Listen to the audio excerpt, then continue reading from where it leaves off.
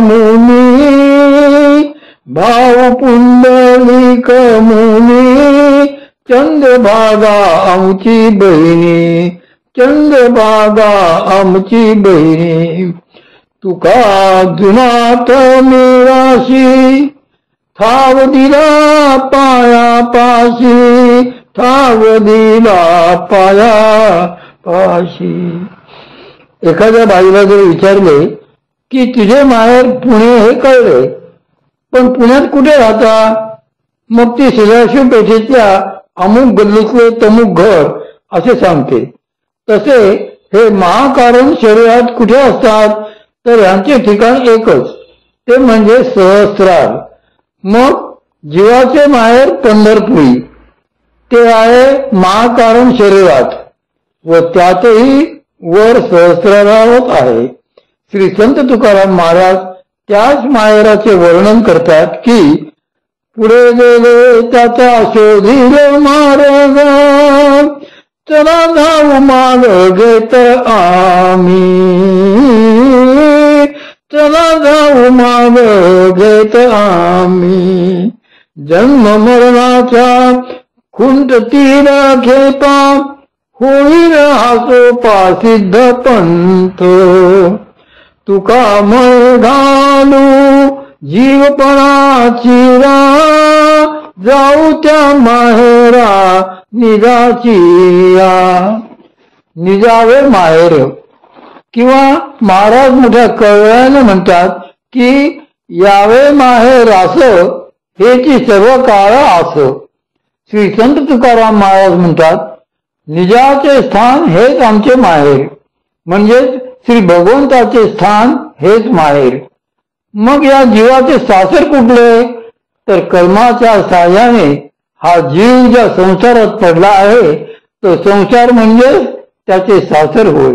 श्री संत तुकाराम महाराज म्हणूनच म्हणतात की कन्या सासुरासी जाये मागे परतोनी पाये कन्या सासुरासी जाये मागे परतोनी पाये तैसे झाले माझ्या जीवा केव्हा भेटसी केशवा. आता अशा त्या जीवाला विचारावसे वाटतेच की तुझे आई वडील आहेत तरी कसे ते कसे दिसतात. त्यांचे वर्णन करताना सगळीच माहेरची अभिमानी असलेली संत मंडळी अंतर्बाह्य हरकून जातात. सुंदर ते ध्यान उभे विठेवरी करकटावरी ठेवूनिया तुझी हार गळा कासे पितांबर आवडे निरंतर हेची ध्यान. मकर कुंडले तळपती श्रवणी कंठी कौस्तुभमयी विराजित तुका म्हणे माझे हेची सर्व सुख पाहिन श्रीमुख आवडीने. श्री संत तुकाराम महाराज म्हणतात कमरेवरती हात ठेवून विटेवर उभ्या असलेल्या त्या सुंदर ध्यानाचे वर्णन किती करू. पितांबर नेसलेले व तुळशीचा हार गळ्यात घातलेले ते ध्यानच मला निरंतर आवडते. त्या विठ्ठलांनी कानात मकरीच्या आकाराची कुंडले घातलेली असून त्यांनी गळ्यात कौस्तुभ नावाचा मणी धारण केलेला आहे. त्यांच्या अविट प्रेमाने युक्त श्रीमुखाचे अत्यंत आवडीने दर्शन घेणे हेच माझे सर्व सुख आहे. राजस सुकुमार मदनाचा पुतळा रवीची काळा लोपनिया कस्तुरी मळवट चंदनाची उटी रुळे माळ कंठी वैजयंती. सूर्यचंद्राचे तेज झाकून टाकणारे हे रमणीय रूप असून राजस सुकुमार असा मदनाचाच हा जणू काही पुतळा आहे. संबंध कपाळाला कस्तुरी मळवटासारखी लावली असून अंगाला चंदनाची उटी लावलेली आहे. त्यांच्या गळ्यात वैजयंती नावाच्या दिव्य तुळशीची माळ शोभत आहे असेही ते वर्णन करतात. श्री भगवंताचे अनुपम रूप संतांनी केलेल्या प्रत्येक वर्णनामध्ये त्यांचे रूप उमटत जाते, परंतु तरीही ते कधी पूर्ण होतच नाही असे लक्षात येईल. मदनाचे वर्णन जरी कसे करणार, त्यांना प्रत्यक्ष बघितले तरच कळते की त्यांचे रूप कसे आहे. त्यासाठी गोकुळातली एक गोष्ट सांगणे अगदी योग्य ठरेल. एकदा गोकुळामध्ये सर्व गोपी एकत्र जमून एकमेकींशी चर्चा करीत होत्या. बोलता बोलता श्री भगवंतांचे वर्णन करायचे आणि जी सर्वोत्कृष्ट वर्णन करेल तिने पै जिंकली म्हणायचे असे ठरले. एकीकडे वर्णन सुरू केले.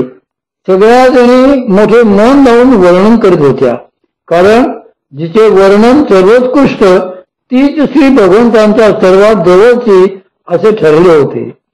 प्रत्येकीने आपापल्या परीने वर्णनाचा प्रयत्न केला. कोणी त्यांच्या रूपाचे, कोणी त्यांच्या मुखाचे, तर कोणी त्यांच्या प्रभेचे वर्णन करीत होत्या. पण शेवटी प्रत्येकीला कळत होते की आपण केलेले वर्णन अजूनही कमीच आहे. असे लक्षात आल्यावर एक एक जण खाली बसत होती. शेवटी श्री राधाजींची वेळ आली. त्यांच्या समोरचा प्रश्न दुसराच होता. श्री भगवंतांच्या रूपाचे वर्णन करायचे तर त्यांचे ध्यान करून त्यांना समोर आणायला पाहिजे. पण असे केले की त्या गाढ समाधी अवस्थेत जात. तेव्हा त्यांनी एक युक्ती केली. त्यांनी श्री भगवंतांचे स्मरण करून त्यांना विनंती केली की तुम्ही प्रत्येकीच्या हृदयात प्रगट व्हा. श्री भगवंतांनी ते मानले व ते सर्व गोपींच्या हृदयात प्रगट झाले. त्यानंतर श्री राधाजींनी सांगितले की हे त्यांचे स्वरूप आहे. यापेक्षा अधिक शब्द वर्णनाला माझ्याकडे नाहीत. सर्व गोपींना हार मानावीच लागली. त्या विठ्ठलाचे रूपच असे आहे की त्याचे वर्णन करायला शब्द ब्रह्म अपुरे पडते. त्यामुळे साधू संतांना सुद्धा आपण नीटचे वर्णन केले नाही असेच वाटत राहणार. श्री सद्गुरू ज्ञानेश्वर महाराज म्हणतात, आणि दिलया थांब मोडे जेथ परेशी वैखरी बुडे तो तुम्हा कोंडे तोंडे वानावासी वानावासी. पंढरपूरचा ठाव ठिकाणा. हे पंढरपूर आहे तरी कुठे, कारण माझे माहेर पंढरी असे ढोबळ मानाने सांगून झाले. हे माहेर अशा ठिकाणी आहे की तेथून परत येताच येत नाही व या वेळेसही वाटत नाही. जो अशा राजस सुकुमार दिव्य वेशधारी श्री भगवंतांच्या पायाशी गेला तो कशाला परत येईल. जेव्हा नवरा बायकोची भांडणे होतात तेव्हा बायकांचे एक मोठे शस्त्र असते की मी माहेरी निघून जाईल, आणि तशा त्या जातातही. परंतु श्री संत एकनाथ महाराजांना अभिप्रेत असलेल्या माहेरी जर पुरुष मंडळी जातो म्हणायला लागली तर मात्र भलतीच पंचायत होईल. मग मात्र संसारच संपुष्टात येतील. असे हे माहेर आहे. श्री संत एकनाथ महाराज त्याबद्दल पुढे म्हणतात, माझे माहेर पंढरी आहे भिवरेचे तीरी. भिवरा म्हणजे भीमा नदी. भीमा नदी आपल्याच शरीरात आहे व येथे तीच सुशिवना होय. तिचे वाहनही वेगळेच आहे. पंढरपूरला असलेली भीमा नदी ही प्रथम सरळ बाहेर येते व पंढरपुरात मात्र चंद्राकृती वळण घेते. म्हणूनच तेथे तिला चंद्रभागा म्हणतात. तशीच ही सुषुम्ना पण वळणारी आहे. प्रथम आज्ञाचक्रापर्यंत ती सरळ वाहत जाते व पश्चिम मार्गाला लागली की चंद्राकृती वळण घेते. वळण संपवून मग ती सहस्रात जाते. तिला त्यावेळी चंद्रभागा म्हणजे चंद्राची कला म्हणजेच अमृत कलाही म्हटली जाते. आईचे वर्णन कठीण. माझे माहेर भिवरेच्या तिरी म्हणजे सुषुम्नेच्या तिरी आहे. तेथे या जीवाचे आई वडील आहेत. वडिलांचे वर्णन थोडे तरी करायचा प्रयत्न केला, परंतु आईचे वर्णन करणे अशक्यच आहे. सुशिवनेत जीवाला घेऊन शिरणारी आई म्हणजेच भगवती शक्ती. जीवाची उत्पत्ती कशी आहे तर प्रसवक्रमाप्रमाणेच, म्हणजेच भगवती शक्तीपासून. ही आई म्हणजे भगवती ही कर्तुम आहे. जीवाला जीवपण तिनेच दिले, कारण कर्माची उत्पत्ती करायलाही तीच कारणीभूत आहे. ही आदिमाया आहे व हीच त्या जीवाचा सांभाळही करत असते. श्री भगवंतांचे वर्णन एक वेळ शक्य आहे, पण माया व तिच्या प्रपंचाचे वर्णन करणे अगदी कठीण आहे. पुढे श्री संत एकनाथ महाराज म्हणतात, बाप आणि आई माझी विठ्ठला रखुमाई. माझ्या आई आणि वडिलांनी मला माहेरी बोलावले आहे, कारण जीव हा त्यांचा पुत्र आहे. त्या भगवती शक्तीला जीव हा काही एकच पुत्र नाही, कारण याच अभंगात पुढे दुसऱ्या पुत्राचा व मुलीचाही उल्लेख आलेला आहेच. म्हणजे या भगवतीला 2 पुत्र व 1 पुत्री आहे. असे ते माहेर चांगलेच भरलेले आहे. फक्त 2 पुत्रांमधला एक जण जरा वावत गेला आहे, तो म्हणजे जीव. हा जीव वासनांच्या आहारी गेला आहे, त्यामुळे त्याला त्याच्या माहेरची आठवण राहिलेली नाही. ती आठवण त्याला करून द्यायचे काम ही उरलेली 2 भावंडे करतात. मदारसेची कथा. येथे परमपूज्य सद्गुरू श्री मामा संभट ते मदारसेचे आख्यान आठवते. प्राचीन काळी सोमवंशात महापराक्रमी असा शत्रुजित नावाचा राजा होऊन गेला. त्याला ऋतुध्वज नावाचा एक तेजस्वी आणि सर्वविद्या निपुण असा पुत्र होता. एकदा गाढव ऋषींच्या विनंतीवरून त्यांच्या तपात विघ्न आणणाऱ्या पातालकेतू नावाच्या दैत्याचा विनाश करण्यासाठी राजाने त्याला त्यांच्या सोबत पाठवले. बलाढ्य असा तो राजपुत्र ऋतध्वज एका दिव्य अशा आकाशातून अवतीर्ण झालेल्या अश्वावर आरूढ होऊन त्या दैत्याचा पाठलाग करीत पाताळात पोचला. तेथेच एका गृहात त्याची मदारसा नामक विश्वावसू गंधर्वाच्या कन्येशी गाठ पडली.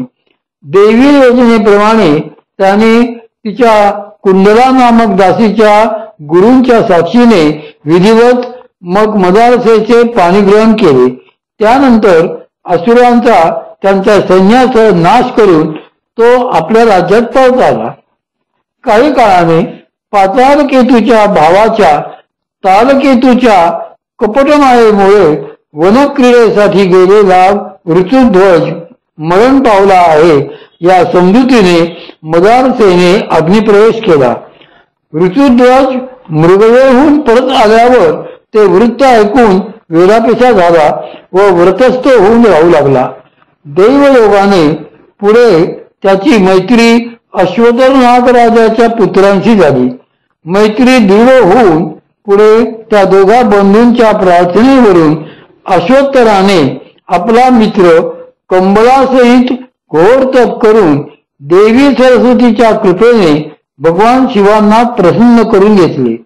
त्यांच्या आशीर्वादाने कन्या म्हणून पूर्वीप्रमाणे दिसत असलेली मदारसा प्राप्त करून घेतली.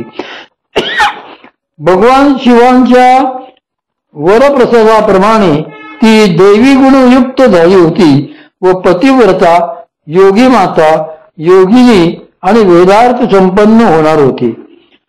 अश्वत्थराने त्या मदारसेला परत ऋतुध्वजाला अर्पण केली व मोठ्या आनंदाने त्यांचा संसार परत सुरू झाला.